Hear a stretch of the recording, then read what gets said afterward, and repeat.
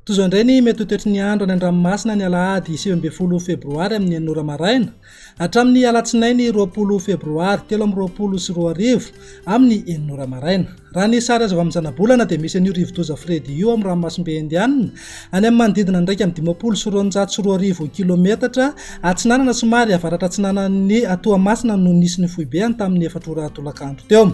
Raha araka ny vinavina dia ny talata na ny alarobimano any izy io no ikasika ny morontsiraka afovoany atsinanan'ny Madagasikara. Arak'izany ny alatsinainy dia efa ikorotana ny toetry ny andro eny an-dranomasina amin'ny morontsiraka atsinanan'ny nosiny noho ny alin-drano ateraky ty rivo-doza ity. Entanina zany mpampiasa ny ranomasina mba tsy hivoaka endrika intsony manomboka amin'ny alatsinainy hariva ho avy izao. Ho an'ny morontsiraka atsinanana manomboka eo akapodambra hatrany kapesta. Izy tandrifindrahona vitsy ho avy atsimo na atsimo atsinanana ny rivotra ka ho 20 hatramin'ny 7 kilometatra isan'ora. Adimy mpanonja na anonja be ny ranomasina avy ny onja 2.4 hatramin'ny 2.9 metatra. Kapesta hatrany Manoro.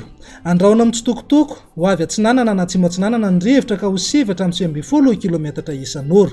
Adimy mpanonja ny ranomasina avy ny onja manodidina ny 2 metatra. Manoro hatrany Taolanaro. Andrahona vitsy ho avy avaratra na avaratra atsinanana ny rivotra ka ho 7 hatramin'ny 20 kilometatra isan'ora. Ahatratra 20 hatramin'ny 17 kilometatra isan'ora any atsimony Manakara.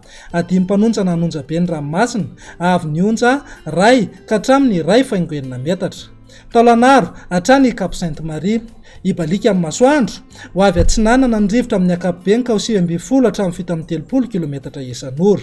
Ananika hatramin'ny 17 kilometatra isan'ora indraindray.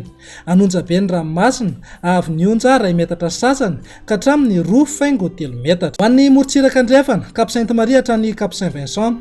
Ibalika amin'ny masoandro ho avy atsinanana na avaratra atsinanana ny rivotra ka ho 7 hatramin'ny 20 kilometatra isan'ora.